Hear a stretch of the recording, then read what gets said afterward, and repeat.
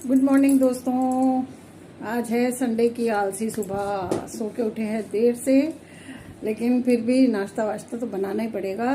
छुट्टी का दिन हो और सस्ते में टल जाए ऐसा तो हो ही नहीं सकता। ये आलू के, गोभी के, मूली के, मेथी के पराठे तो हमारे यहाँ किसी गिनती में ही नहीं आते। मतलब ये तो स्पेशल ब्रेकफास्ट में आते ही नहीं है। स्पेशल के लिए तो कुछ और ही होना चाहिए।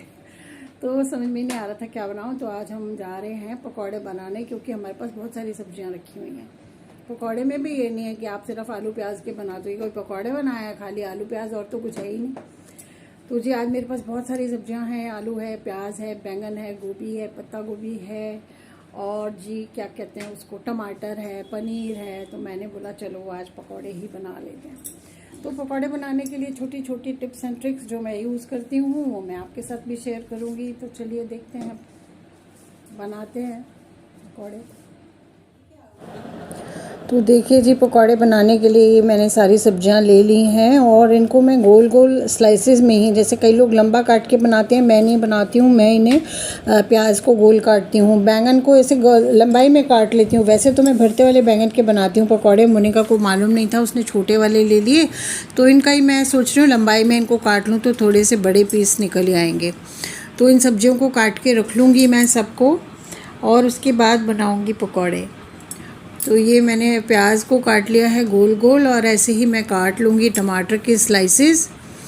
इनको भी नेचुरली ये तो गोल ही कटेंगे, और कोई शेप में काट के तो बनाती नहीं हूँ। तो ये इनको भी मैंने काट लिया है गोल गोल। टमाटर के पकौड़े बहुत टेस्टी बनते हैं, लेकिन बस खाते टाइम एक चीज़ का ध्यान रखना चाहिए, क्योंकि ये लिक्विड होते हैं तो अंदर से बहुत गीले होते हैं, बहुत गर्म होते हैं। तो ये देखिए, बैंगन को भी मैंने ये पहला स्लाइस हटा देती हूँ क्योंकि इसमें छिलका ज़्यादा होता है, और फिर मैं इसको ऐसे लंबाई में काट लूँगी। ये मैंने इसको ऐसे लंबा लंबा काट लिया था ताकि थोड़ा तो स्लाइस पता चले। मैंने रात को इसे कहा था सब्जी वाला आए तो छोटा बैंगन ले लेना। मैंने कहा था छोटा बैंगन, इसने ले लिए छोटे बैंगन। तो चलिए कोई बात नहीं, जो हो गया वो ठीक। अच्छा, आलू भी कई बार होता है छोटे साइज़ के होते हैं, तो उसको ना ऐसे ऊपर वाली टिप से नहीं काटना चाहिए, उसे ऐसे लंबाई में काटना चाहिए। क्योंकि आलू के पकौड़े में क्या है कि जितने लंबे पीसेस हो ना उतने ज़्यादा टेस्टी बनते हैं। तो देखिए लंबाई में काटने में कितना फ़र्क है। ये देखिए, अगर मैं गोलाई में काटती ना, ये कितने छोटा स्लाइस निकलता। तो मैंने उसे लंबाई में काटा, तो देखिए दोनों के साइज़ में कितना फ़र्क है कि नहीं। तो और ये मैंने पत्ता गोभी के एक एक परत को निकाला है, 2-3 ही निकाली हैं, क्योंकि सिर्फ मैं खाऊंगी, रजत खाएगा नहीं, मोनिका तो बिल्कुल नहीं खाएगी। और इसको मैंने हाफ़ में कर लिया है। ये बहुत क्रिस्पी बनते हैं, बहुत ज़्यादा क्रिस्पी बनते हैं। तो ये सारी सब्जियां मेरी कट के हो गई हैं तैयार। अब मैं इनके ऊपर थोड़ा थोड़ा सा ना मसाला छिड़क दूँगी, ताकि अंदर से ये फीकी ना रहे। अगर इन पर मसाला ना लगाओ ना तो ये क्या है कि अंदर से फीकी लगती हैं। तो ये मेरी है ट्रिक, दूसरा नंबर की ट्रिक। पहली थी आलू का स्लाइस, ऐसे अगर छोटा आलू है तो गोलाई में ना काटें, लंबाई में काटें। बाकी कटी हुई सब्जियों के ऊपर थोड़ा मसाला छिड़क के ज़रूर से रख दें। इससे पकौड़े जो हैं वो अंदर तक मसालेदार बनेंगे, अंदर से फीका फीका टेस्ट नहीं आएगा। तीसरी मेरी ट्रिक है कि बेसन को, देखिए बेसन को हमेशा छान कर इसको घोल बनाना चाहिए पकौड़ों के लिए। इसका बैटर तैयार करना चाहिए, क्योंकि बेसन के अंदर बहुत सारी फुटकियाँ होती हैं। अगर आप उसको ऐसे ही घोल देंगे ना तो बहुत लम्पी बनेगा आपका बैटर, बिल्कुल भी स्मूथ नहीं बनेगा। तो हमेशा इसको ना छान लेना चाहिए पहले छलनी से। तो ये मैं सूप वाली छलनी है मेरे पास, थोड़े इसके जो होल्स हैं वो थोड़े से बड़े हैं तो जल्दी छन जाता है। ये देखिए कितने लम्प्स हैं इसके अंदर छोटे छोटे, और छानने के बाद बेसन देखिए बिल्कुल फ़ाइन हो जाता है। तो जब भी आप पकौड़े बनाएं इस चीज़ का ध्यान रखें कि ये जो है बेसन, इसको छान कर इस्तेमाल करें, ताकि आपका बैटर जो है वो बिल्कुल स्मूथ बने। अब आती है मसाले डालने की बारी। तो मसाले में बाकी सब तो नॉर्मली जो डालते हैं, मिर्ची डालते हैं और गरम मसाला डालते हैं, नमक डालते हैं, ठीक है जी। ये तो आप सभी डालते होंगे, आई एम श्योर। कोटिंग में भी ना मसाले थोड़े अच्छे रखें, नहीं तो क्या है कि अंदर सब्जियां होंगी और बाहर बेसन में अगर मसाला नहीं होगा तो ये फीके फीके लगेंगे। इसमें मैं डालती हूँ थोड़ी सी कसूरी मेथी का पाउडर।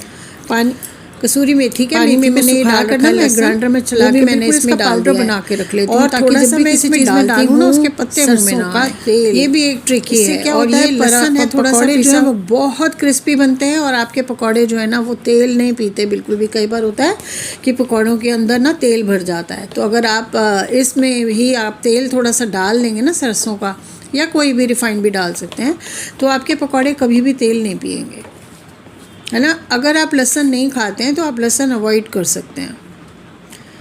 तो जी ये सारी सब्जियां कट गई हैं। जो गोभी के पकौड़े हैं ना, ये हमेशा 2 बार में तलने चाहिए।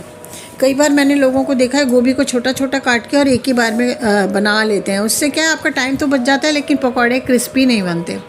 तो मैं गोभी का पकौड़ा हमेशा 2 बार में फ्राई करती हूँ। पहले एक बार ये पीस लेके इनको हाफ डन करके रख लेती हूँ।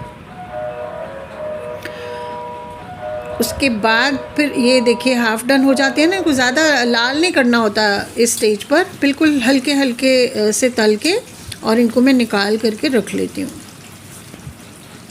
ये देखिए बस इतने ही साइज़, इतना ही हल्का ब्राउन होने तक, ब्राउन भी नहीं करते हैं इनफैक्ट, बिल्कुल थोड़ा सफ़ेद ही रहे, हल्के से ऊपर की जो क्रस्ट है इसकी वो थोड़ी सी कुक हो जाए, बस इतनी ही देर के लिए मैं गोभी को फ्राई करती हूँ। उसके बाद मैं इसे निकाल कर रख लेती हूँ। उसके बाद बाकी पकौड़े बनाती हूँ और जब ये थोड़ी ठंडी हो जाती है गोभी, उसके बाद मैं इसके पकौड़े आगे बनाना शुरू करती हूँ। मतलब आगे दिखाऊंगी मैं आपको कि कैसे बनाती हूँ। तो ये भी एक ट्रिक है जी गोभी का पकौड़ा बनाने की। हो सकता है बहुत से लोग ऐसे बनाते हो, लेकिन मैंने बहुत लोगों को देखा है कि वो ऐसे ही साबुत पकौड़े बना के रख लेते हैं। कई बार क्या होता है उनकी गोभी भी कच्ची रह जाती है अंदर से, तो इस चीज़ का ध्यान रखना चाहिए। ये पकौड़े हमारे एक सेट बनकर हो गया है रेडी। इसको मैं निकाल लेती हूँ। थोड़ी देर के लिए इसको ऐसे कढ़ाई के सहारे से रोक लेना चाहिए ताकि जो भी एक्स्ट्रा ऑयल हो वो बाहर निकल जाए। तो ये पहला सेट निकल के आ गया है, बाहर रेडी हो गया है। मैं रजत को ये दे के आती हूँ। उसके बाद में मैं आपको बताऊँगी गोभी का पकौड़ा आगे कैसे सेकना है, मतलब मैं कैसे सेकती हूँ। ये लीजिए, पकौड़ों के साथ में अगर हरी चटनी बनी हुई हो धनिया पुदीने की खट्टी, तो क्या ही बात है। तो जी एक सेट मैंने उसे दे दिया। अब मैं डालूँगी ये टमाटर का पकौड़ा। नॉर्मली जैसे बाकी सब्जियों का बनाते हैं वैसे ही बेसन में डिप करके हम टमाटर का भी पकौड़ा बनाते हैं। बस जी इसे खाते हुए थोड़ा सा ध्यान रखिएगा, ये बहुत गर्म होता है अंदर से, तो एकदम से मत मुंह में रख जाना, मुंह जल जाएगा, फिर आप कहोगे जी आपने बताया नहीं था। देख लीजिए मैंने आपको बिल्कुल आगाह कर दिया है कि टमाटर का पकौड़ा बहुत आराम से धीरे धीरे खाइएगा। अब वो जो गोभी मैंने हाफ डन करके रखी थी ना, ये मेरे पास ब्रेड का कागज़ है। आप ब्रेड का कागज़ ले, मतलब कोई भी आप प्लास्टिक ले लीजिए या आप फॉइल ले लीजिए, उसके बीच में पकौड़ा रखिए और ऐसे हथेली से इसे दबा के थोड़ा सा फ्लैट कर लीजिए। ये देखिए, और अब इसको हम वापस से तलेंगे एक बार। इस तरीके से आप बनाएंगे ना गोभी का पकौड़ा, तो देखें कि इतना क्रिस्पी बनेगा, ये इतना क्रिस्पी बनेगा कि बहुत क्रिस्पी बनेगा। तो ये है जी मेरी गोभी का पकौड़ा बनाने की ट्रिक। हलवाई लोग भी बिल्कुल इसी तरीके से बनाते हैं गोभी के पकौड़े। आप कभी सोचते होंगे उनके पकौड़े तो इतने क्रिस्पी होते हैं, हमारे नहीं बनते। आपने देखा होगा वो सिर्फ गोभी का ही नहीं, वो सारे पकौड़े हाफ डन करके रख लेते हैं और जब भी कोई आता है लेने के लिए तो वो उसे दोबारा से फ्राई करके देते हैं, इसीलिए उनके पकौड़े इतने क्रिस्पी होते हैं। तो हम गोभी का पकौड़ा कम से कम ऐसे ही बनाते हैं। ये देखिए कितने क्रिस्पी बने हैं। हाँ जी, तो देखिए आपने मेरी पकौड़ों की रेसिपी। उम्मीद करती हूँ आपको ये वीडियो पसंद आई होगी। अगर पसंद आई हो तो एज़ यूजुअल एक अंगूठा, पढ़े लिखे लोगों से कह रही हूँ जी अंगूठा छाप दो एक लाइक दे दीजिए और कमेंट करके कुछ थोड़ा बहुत अगर कह सके तो क्या ही बात। और अगर अभी तक भी मेरे चैनल को सब्सक्राइब नहीं किया है तो बिल्कुल फ्री फंड में कर लो इसको सब्सक्राइब। मैं ऐसे ही छोटी मोटी वीडियोस लेके आगे भी आऊँगी। अगली वीडियो तक के लिए बाय बाय।